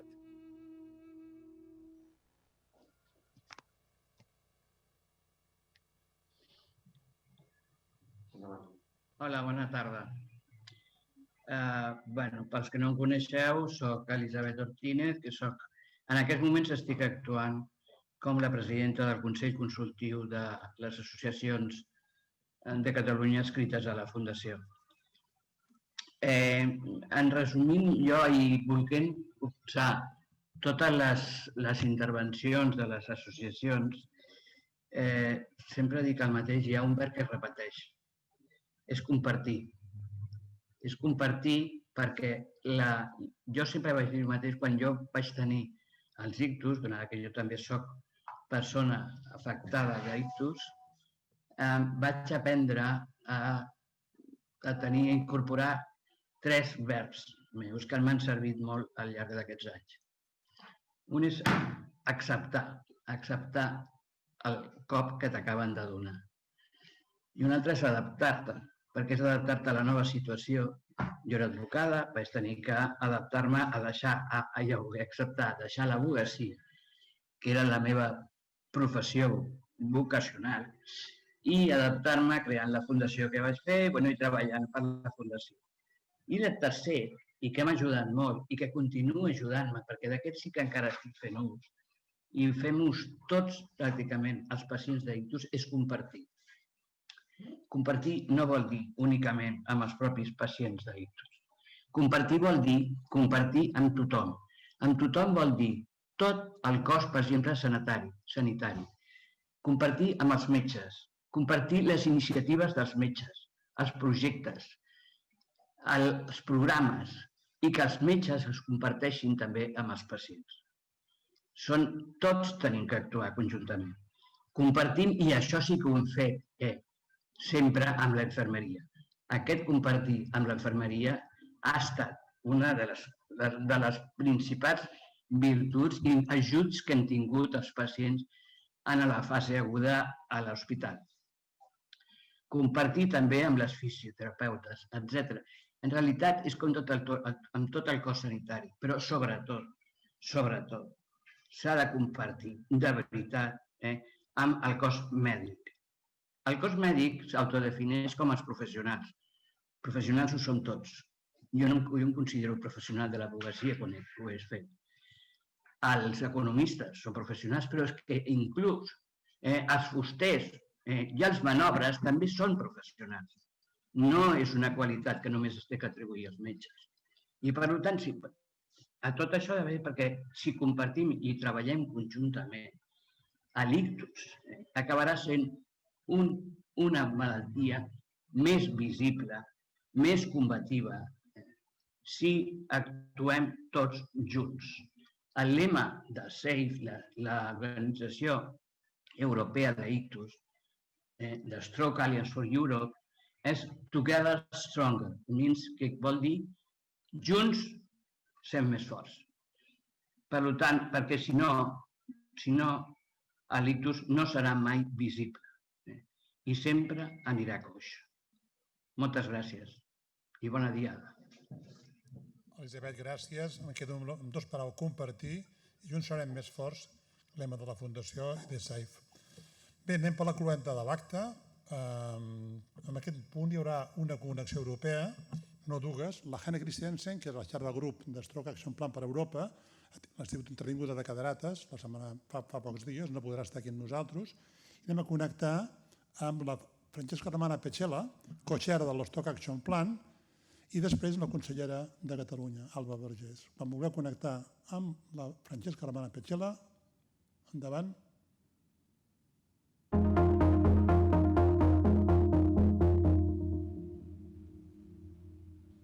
Buenos días.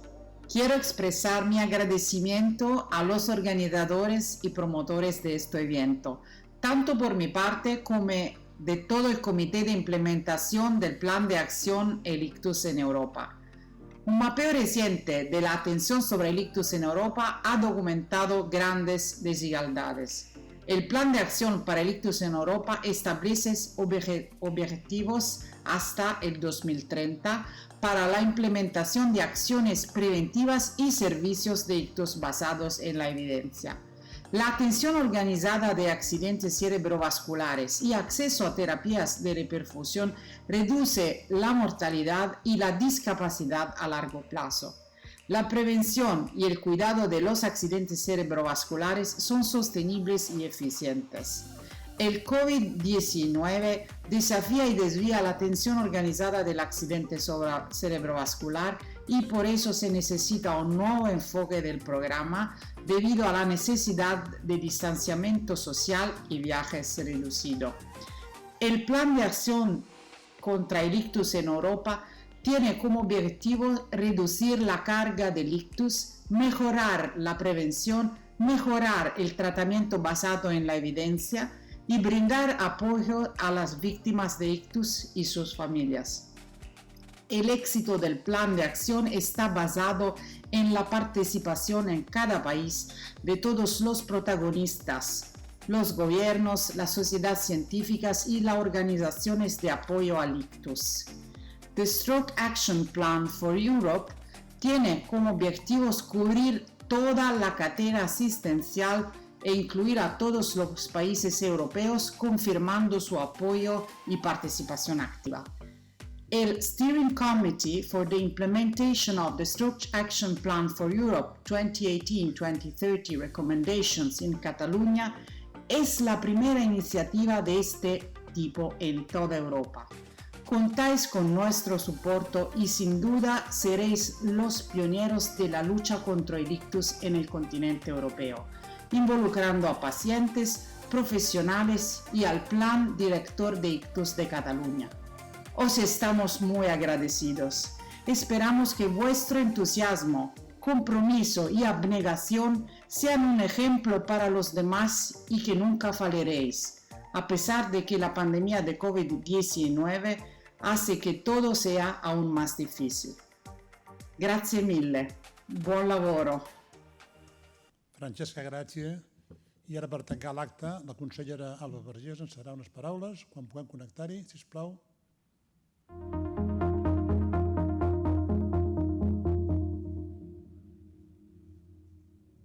Benvolguts, benvolgudes, molt contenta de poder-vos acompanyar en la celebració d'aquest Dia Mundial de l'Ictus, ni que sigui d'aquesta forma, de forma virtual, que ens hi ha portat aquesta epidèmia, aquesta pandèmia mundial de la Covid. Tot i així, hi som, ens acompanyem, com sempre ha fet la Fundació Ictus i el Pla Director de la Malaltia Vascular Cerebral. I això és important. Haver treballat de la mà ens ha portat a ser un dels països pioners en aquesta malaltia, doncs primera causa de mort, sobretot en dones al nostre país.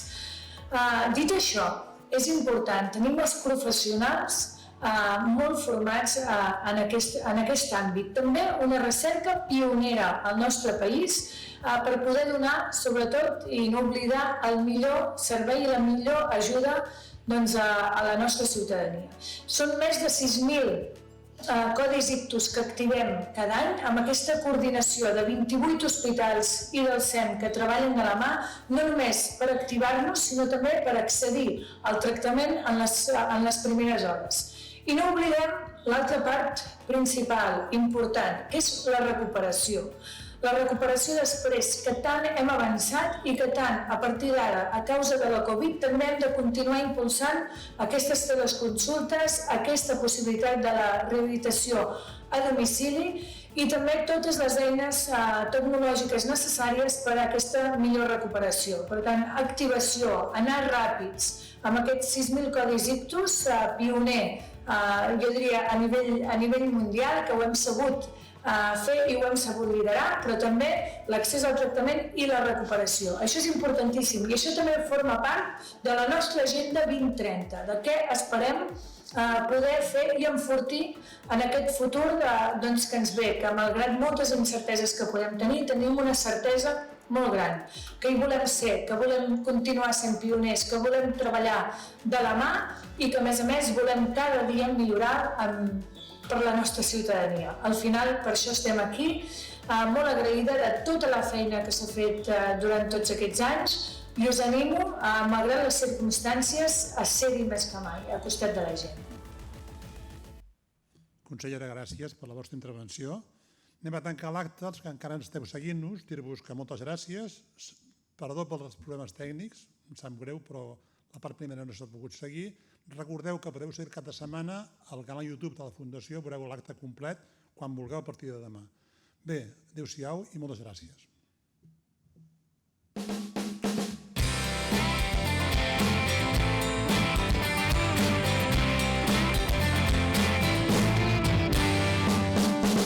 Ja m'he vist desfet en un camí sense sortida.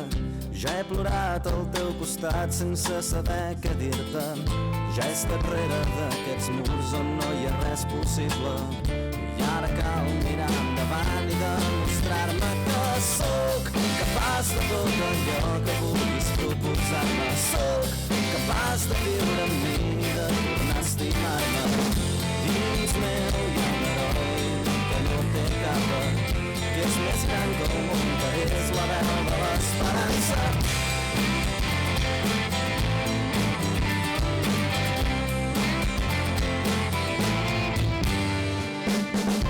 Ara aprenc a viure tal com sóc entre la gent. Vaig més lent, no passa res, vaig capturant moments.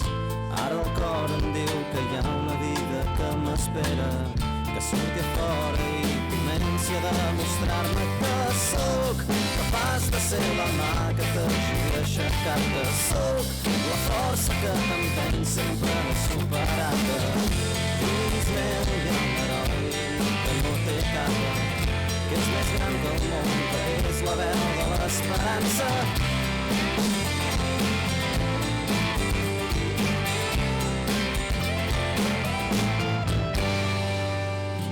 Ja m'he vist desfet en un camí sense sortida.